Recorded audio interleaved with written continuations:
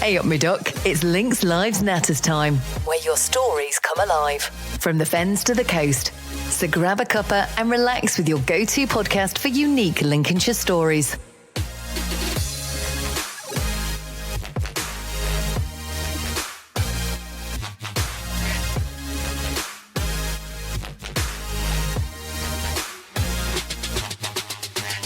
Today we're nattering with Dan Hadfield. He's one of the UK's top, if not the top UK Gary Barlow tribute artist.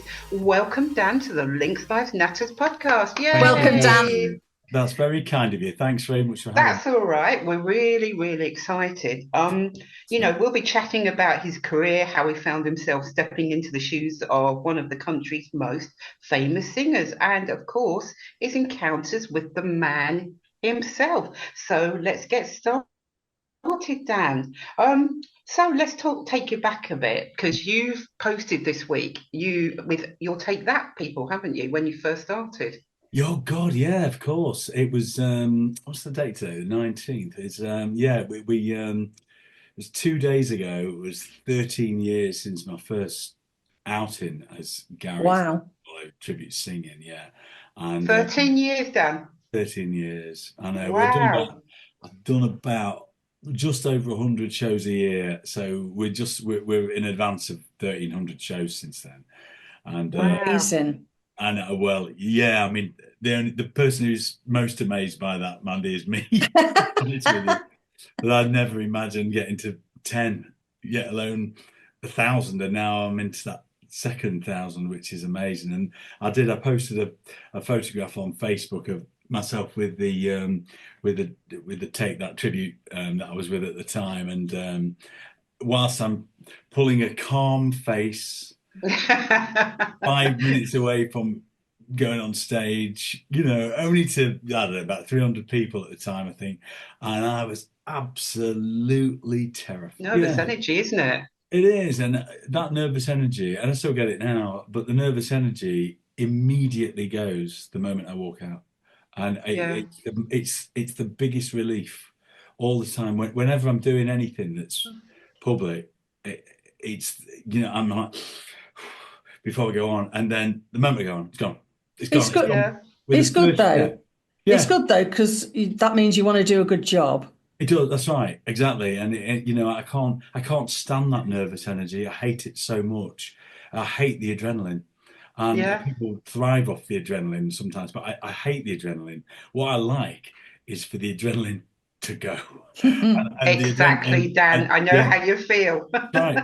And the moment I go out, all that adrenaline and nervous energy turns into performance. And that's what I love doing most of all, really. I'm sure that everybody, who performs at a certain level, I guess, and above will feel that. Let's take you back before you started this journey, before becoming Gary. I know you worked in education and performed in bands. What kind of music were you involved in back there? What got you into singing? What got you into music? This is pre-Gary. Yes, well, there's a lot pre-Gary, really, but nothing you would say that is credible. I mean, the first time I ever sang. Oh, Dan, don't put yourself down. No, I'm not. These are not humble brags in any way. Honestly, I do try and keep it as honest and real as I can. First time I sang in public was on stage as a teenager in the play Grease. So I was taking the part of Danny. This is going back 35 years now, and I could sort of hold a note. I could hold a note. I wouldn't say I was a gorgeous singer. I was just I could sing in tune and I could hold a note. And I remember, doing the ensemble songs where several people would be singing, and then I had to do the song Sandy, which was solo, on my own. And wow, that's quite a tough song, isn't it? Yeah, it was. But I kind of got it, and then after that. That was around the time when karaoke started to filter into culture where, you know, there'd be karaoke nights and you'd go out and you'd try your hand at Mustang Sally. Oh, yeah. Oh, Mustang Sally. All those Yeah. awful songs that everybody has a go at, and kind of, Some yeah. people still do, Dan. Oh, it's just whenever I see that song come up, you know, there's no irony attached to it, you know, but I found that I could sing okay, sort of soul music. I was decent, but everybody has a go at soul music, and you know that kind of starts you off, and then gradually, as I got into my 20s, I was starting to sing more poppy songs. But I'm a bit old-fashioned. I'm a bit rubbish. And so I was singing middle of the road stuff, you know, like Neil Diamond, Sinatra, Elvis, and all that stuff that just, you know, everybody kind of does in cabaret. And then really, you know, I went to university quite late. I went in my mid to late 20s.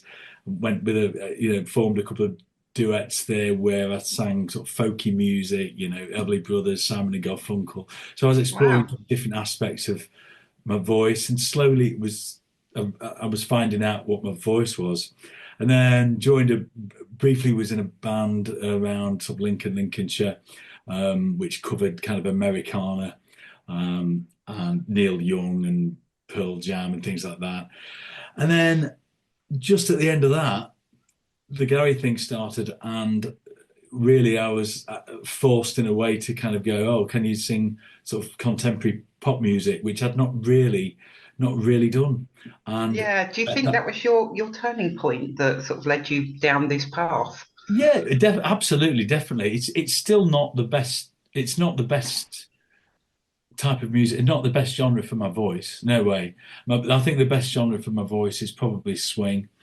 You know, so I get swing, I get jazz and swing. So when my timing is there. With pop, I'm constantly having to work at it. But I've been doing the Gary and take that stuff for so long. You are very good at it, so please take the humble brag. Yeah. Well, I'm glad you think so, and I have to accept that it's not what I think; it's what you think. And that's the thing. I don't come home from a show and go, "Oh, I nailed all that." I come home and go, "God, I murdered that," or "Oh, that was all right." We do, don't we? As Yeah, human beings, we of course we all do. do it because I'll come off a recording and go, well, I could have done that better. Yeah, absolutely. You're in massive danger of really tripping over if you think you're something in anything, you know. So you're only as good as your last show, I think. Did you Yeah. did you ever imagine this would become such a big part of your life? No, I thought I was setting myself up for a huge fall. I really did. Really? Yeah, I really did.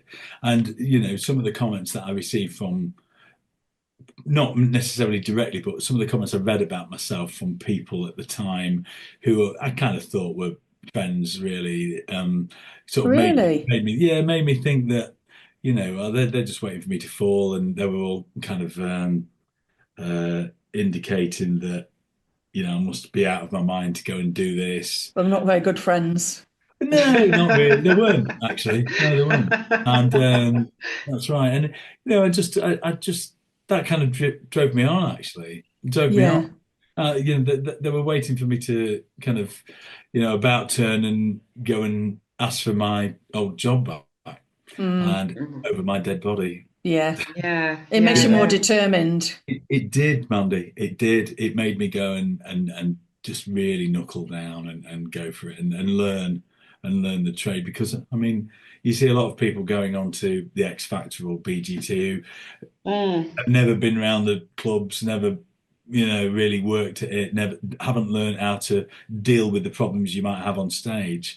Yeah. And then when a Yeah. problem comes up, they don't know what to do. You know, they fall, and you know, Yeah. what I wanted to do was work through all of the difficulty, and you know, I I did. think if you survive the clubs, Yeah. you're doing pretty well. Oh yeah, I mean, God, in I 30, bet you've played a few, Dan. I have. But, you know, I've played a few But we Phoenix won't name nights. drop. The Phoenix Nights clubs are the best Do they ones. still exist?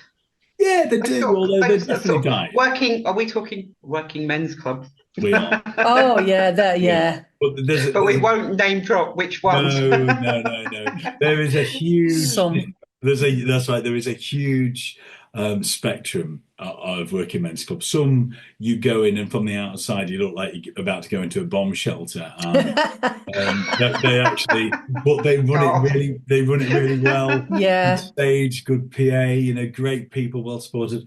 Others you would go in and you've got Doris in there with one tooth, and Sounds like you. an episode of Phoenix Nights, It Dan. is Phoenix Nights, yeah, Oh, Phoenix Nights. yeah, and Yeah, yeah. but that's what it's like. So, but you do have to treat the good and the bad with the same light hand, and I think that helps you get through it really.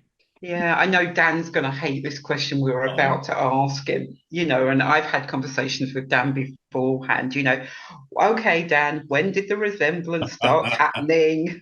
When did people start telling you? He said to me when I first approached him, don't ask me the obvious question. That's right. The obvious one. So when did you first realize you looked like oh God.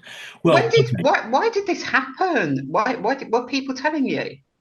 Yeah, okay. So first off, I don't want to come across in any way, shape, or form as a delusional. Okay. That's the first thing. That's the disclaimer gun. That is my disclaimer because this happens. Firstly, I bear a resemblance to Gary. That's it. I bear a resemblance. I am not a twin. I am not identical. There are some things there are some profiles of some angles. There's certain things which absolutely spot on. But then the moment I move out of that, I become not Gary. So on stage when you are when you're in a three-piece suit and when you've got take that going on and all that, I think there is a sleight of hand thing where people suspend their disbelief and they accept that you are a lookalike tribute. Yeah, you got all the senses going, haven't you? Yeah, The look, they have. hearing. That's right. And so I might look that way and look a bit like Gary Barlow. I might look that way, not. So there's but. And so in movement, people seem to think, "Oh God, he looks a bit like."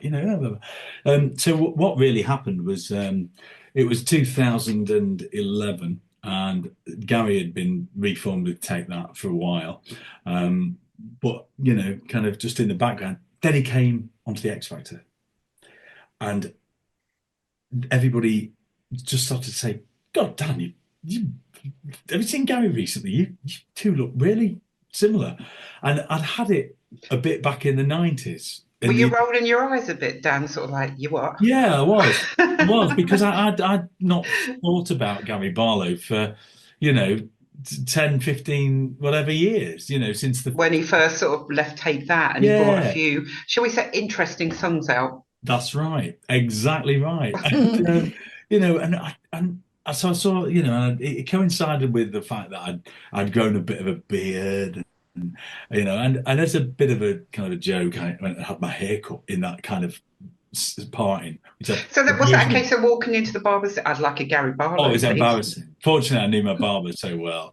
I mean, make me look like Johnny Depp. Make me look like George Clooney. It's like ridiculous. It's ridiculous. But they did the hair, and then on an almost daily basis, I had people by the handful really saying, "God, you really look like Gary Barlow." And it started to make me feel a bit hideous. Actually, it started to make me feel a bit it's because bit cringe. Yeah, it was. I was a bit like, "Oh God, what have I done? What have I done?" And then I sent off a picture to an agency, a lookalike agency. Didn't tell anybody I was doing this. And the lookalike agency came back to me and said, "You're going to get loads of work if you want." And I hadn't got a clue what he was on about. I didn't. What sort of work? What do you mean? I only sort of done it as a joke. And he said, "Oh, could be opening shopping centres, fashion shoots, this, that, yes." What? Gary does that? And I went, "No, he doesn't. Why would he do that?" He's a big, and it sort of it occurred to me that that there was this sort of niche thing of the lookalike industry, and then the X Factor rang me up And this is before anybody knew I was doing this. They rang me up and said, "Oh, do you want to come on the telly on Sunday night with Gary to do a sketch as his lookalike?" And I knew it wasn't a wind up because nobody else knew had sent the photograph. Yeah. And so my biggest turning point was going, "Okay, I'll come," and that was it. I went down. How does it feel when you get a telephone call from like, is it from like the X Factor producers and things like that, and you're like, is this a wind up? Yeah, well, this is it. I knew it wasn't, and so obviously I took it seriously straight away, and I just kind of thought, "Oh my God, what am I doing?" And I went, and we got a train down there. I ended up, being looked after with the other three lookalikes. Then I came out of those doors to 6 million people who were watching, I think, and wow, and it was a moment, and I don't know, like I was saying at the beginning, the adrenaline was big, and then as soon as the doors opened, it was fine. It's fine, and as it happens, the little sketch went really well. I had a little bit of a crack with Gary, and it kind of just started the ball rolling a bit. And I came home, went to university where I worked the next day, and obviously everybody had seen it, and it was awash with, "Oh my God."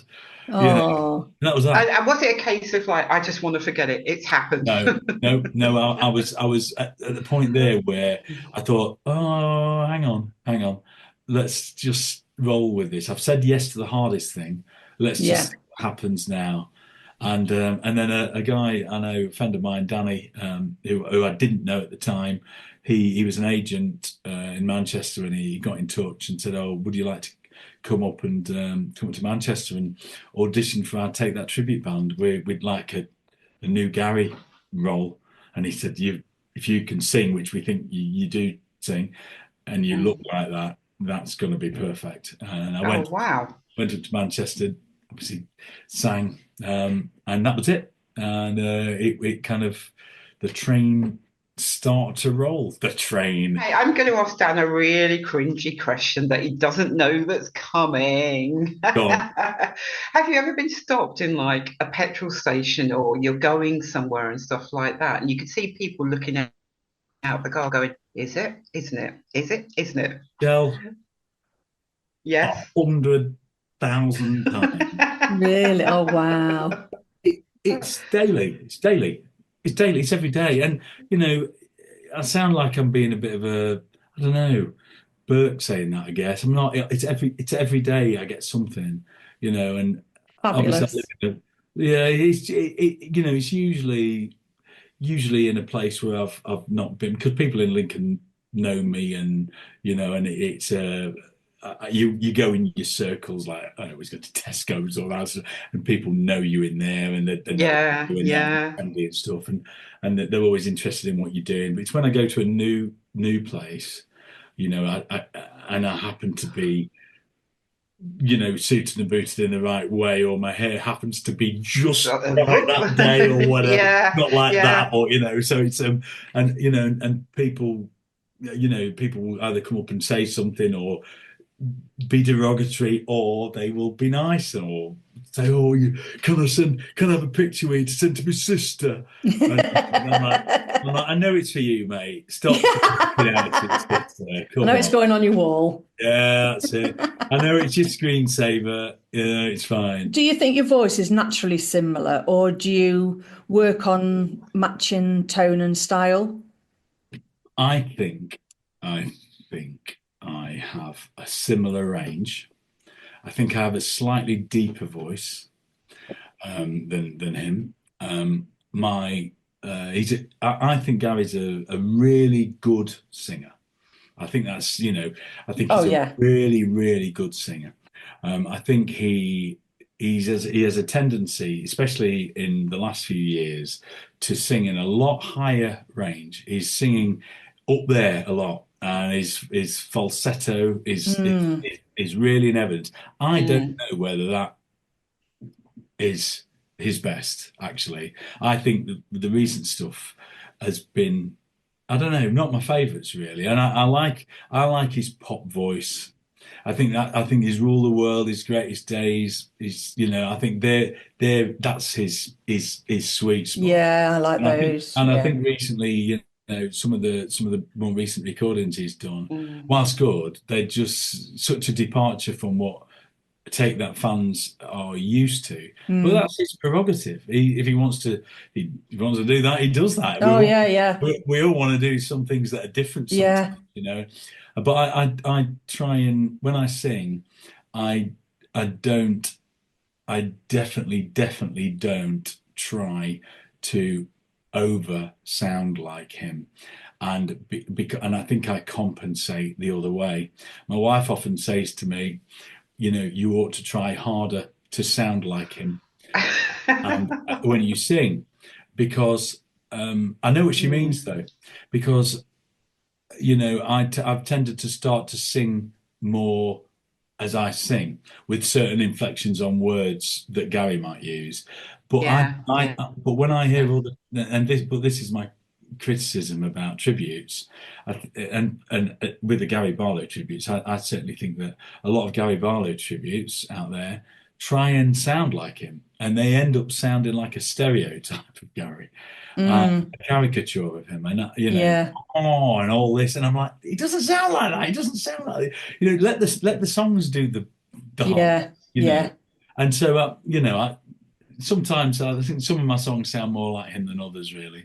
So I wouldn't be surprised if some people left my shows. And I'm not saying a lot, but I wouldn't be surprised if some people left my shows and go, he doesn't sound like Gary.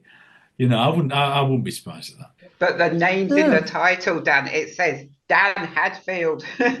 Well, that's right. That's exactly right. And I'm doing the songs of Gary Barlow, and I just happen to look a bit like him and happen to sound a bit like him. I never pretend to be him, and that's the thing. Do you think you have a lasting memory of meeting him, on the X Factor and stuff like that? What's something that stayed with you from, that first meeting?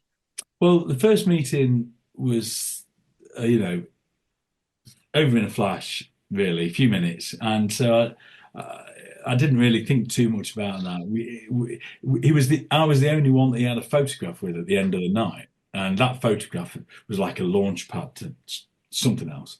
And obviously, I sang with him in 2015, and I've done a few other lookalike jobs on TV. I was on Miranda. We had this conversation, didn't we? I didn't realise. You don't need to get carried away. I was body doubling on the live show, and I was. We're super fans, Dan. We're allowed to. And I was like a profile double with a good ear and side shot on the video, because he was filming in the afternoon and couldn't make the live show in the evening.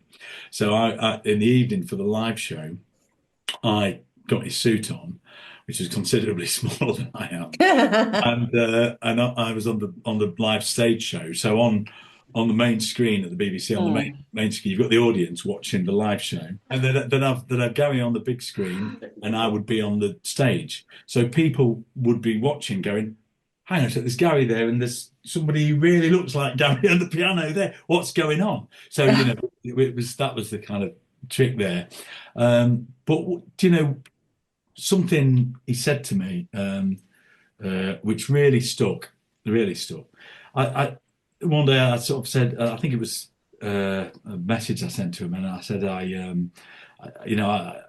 try and do you proud on stage. I try. That's a lovely thing to say. And I never want to never take the rise. I never, I always try and be as authentic and genuine to what you would try and do, because I think that's important, because what he does gives me the luxury of my life, and I have to do that carefully. And he turned around and he said, "Oh, mate," he said, "don't look to me as a role model, mate. I'm just making it up as I go along."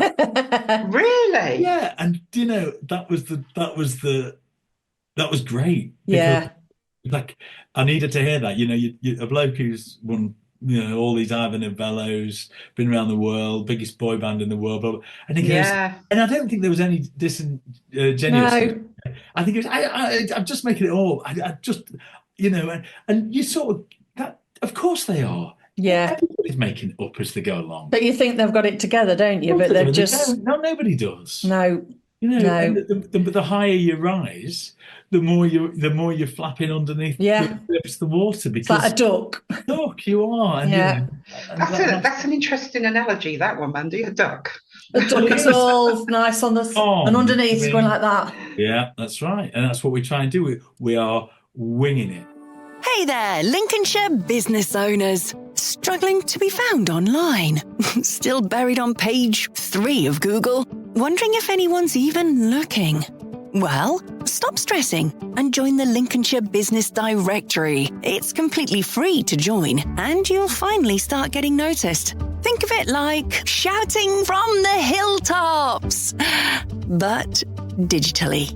Want to really make a splash? For just £99, you can upgrade to a premium listing and get in front of more eyes. You'll be the talk of the town. It's super easy. Pick a plan, create your listing, and boom, you're live. Customers will be finding you faster than you can say SEO. Head to www.lincolnshirebusinessdirectory.co.uk. Don't miss out. Your customers are waiting.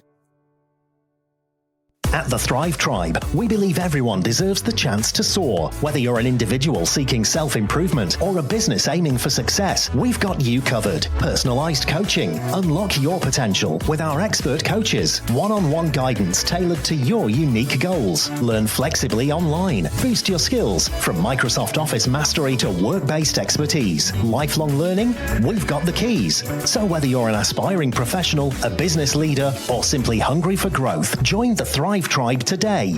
Visit thethrivetribe.com and let's ignite your journey. Remember, it's not just about surviving, it's about thriving. The Thrive Tribe, where potential meets possibility. What's been the most memorable gig you've ever done? Most memorable gig. The Working Men's Club, I reckon. Yeah. Well, I thought about this recently, actually. It would be a really, I mean, the obvious one is to say that the wedding performance with Gary. However, that isn't the most memorable one for me. The most memorable one, I think, was just a music club in Ibiza. I used to go to 6 times a year and do my Gary show there. And the first time I got a standing ovation was in there. Now, don't get me wrong, standing ovations are not things that happen to me regularly. I think I've probably had a handful over the years, I'm not the sort of actor who gets a standing ovation. It's not like that, Do you know what? You've put it out there now, so people are going to think, who listen to this and think, yeah, I've got to give him a standing ovation now. Put it out there now. No, because it's a song might inspire it, but my music just goes. It goes from one song to the song. So it's not like, and now we're going to this very special song, blah, blah, blah, and everybody stands it. It's not like that. But this particular night had been building, and we've been doing the show was going well. And I think we got to about 3 songs from the end, and I sang the song Rule the World. And I remember everybody getting up on the feet to applaud. And I don't think it was because of the vocal performance, which was decent, but I don't think it was that. I think it was overall, the show had just been going so well. Jokes had been working, songs had been working, the interaction, and there was that feeling of sort of collective happiness, and then people started to clap, and so that's lovely. Yeah, I remember thinking to myself, "Oh my God, people on the feet," and there was a bit of a shut up. Oh, that's nice. That's lovely. Yeah. So that's your best ever reaction from an audience in a way, isn't it? I guess so. Yeah, I guess so. But I like to talk a lot between songs. I love to tell jokes. I love to ad lib. I really love to do crowd work. It's my favourite thing. I've never planned what I'm going to say. I always just roll with what's in front of me. Do you go into the venue and think, oh, this is a really good audience, I can have some fun with you? With them?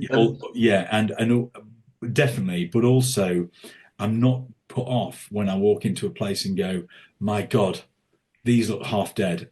Because I actually think, and I'm not sure which half, I think to myself, I'm going to have more fun with you because you're like the brick wall I can Yeah.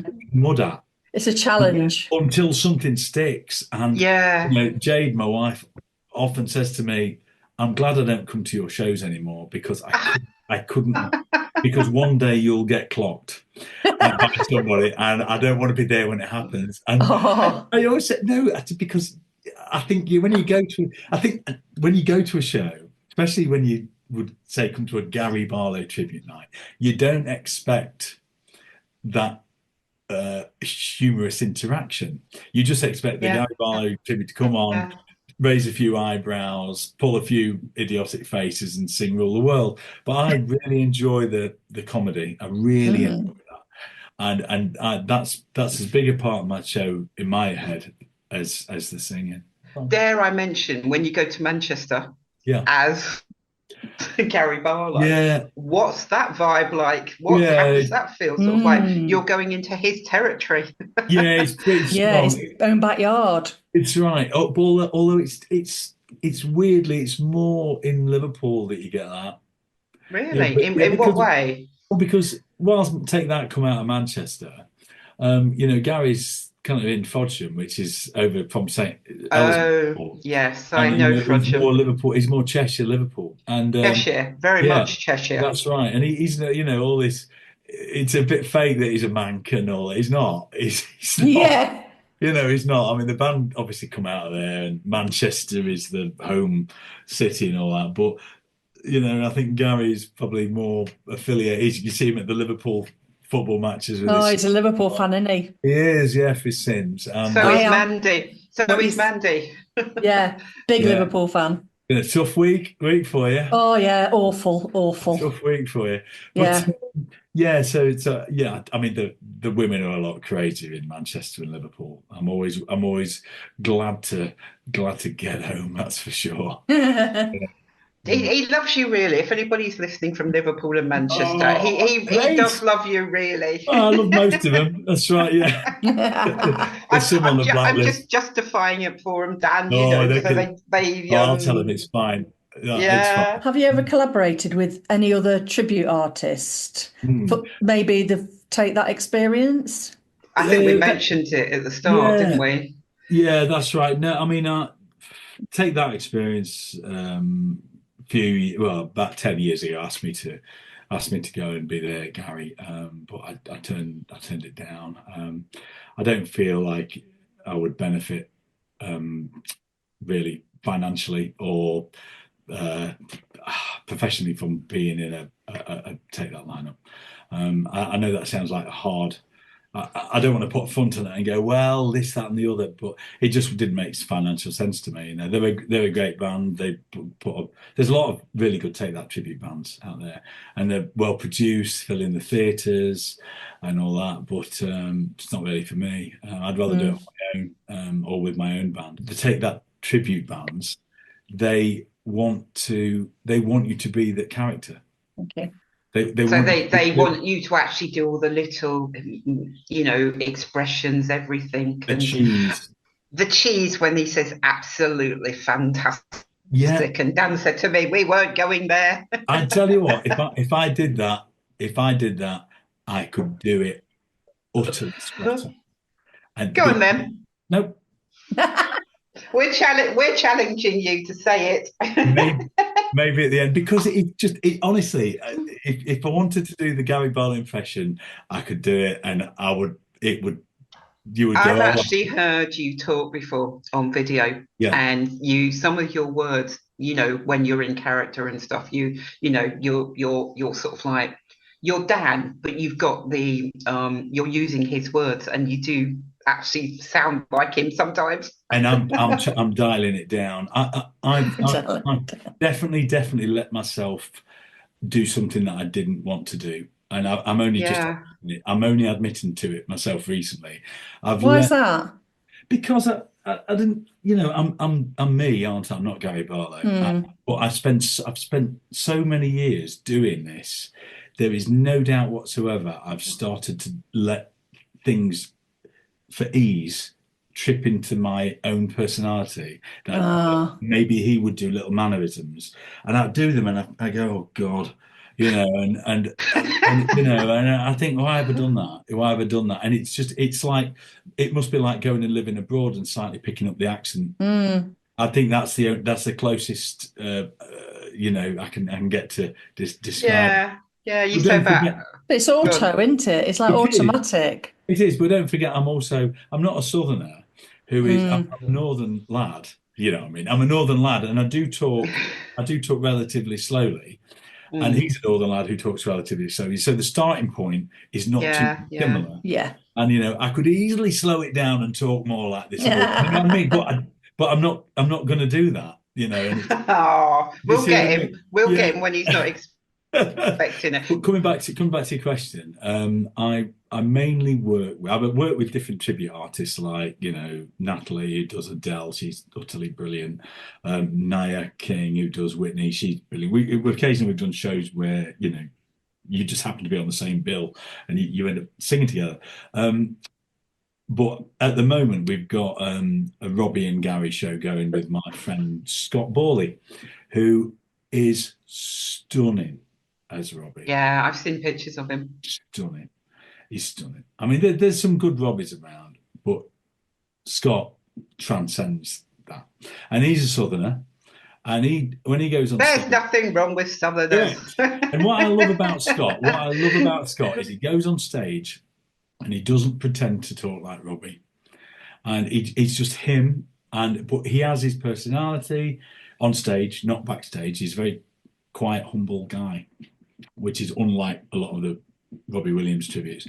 And he is a very quiet, humble guy, and he's that spitting image of Robbie. Spitting image.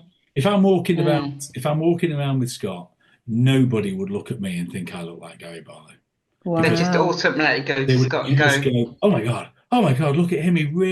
He's Robbie Williams. And he just happens. And you know, if somebody was to say, "Oh, this is Robbie and Gary," people would look and go, "But he looks like Robbie, but you only look a little bit like Gary," because he really does look like Robbie Williams." And that's it's that old. Wow. This facial expression is sort of doppelganger. like, it is a doppelganger. Yeah, isn't it? Isn't it? Yeah. You know, and he's exactly the same age as Rob as well, and he's got his own teeth.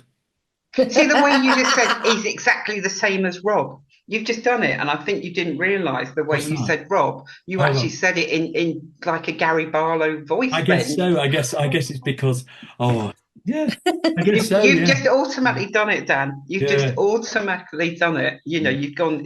That's an exciting sort of project that's in the pipeline. Oh, we've been doing it for a couple of years. Yeah, and our show. We've never ever done a show which we've not enjoyed, because we do about 12 shows a year. So both of us would do maybe 100 shows a year of our own. Of those, we probably do about 12 of them together. And we do a longer show. We don't rehearse it. We just go out and sing, and it's we choreograph as we go in. You know, so we have lots of fun. Yeah, because Gary doesn't really like dancing, does he? Yeah, he's not known for it. He's always said he doesn't really like to do it, does he? Well, that's also another similarity. Or has he changed? Oh no, he's useless. But the thing is, how on earth can he be useless? He can't be. He's good, but he's not. Is he a multi-millionaire now? Yeah. Oh gosh, yeah.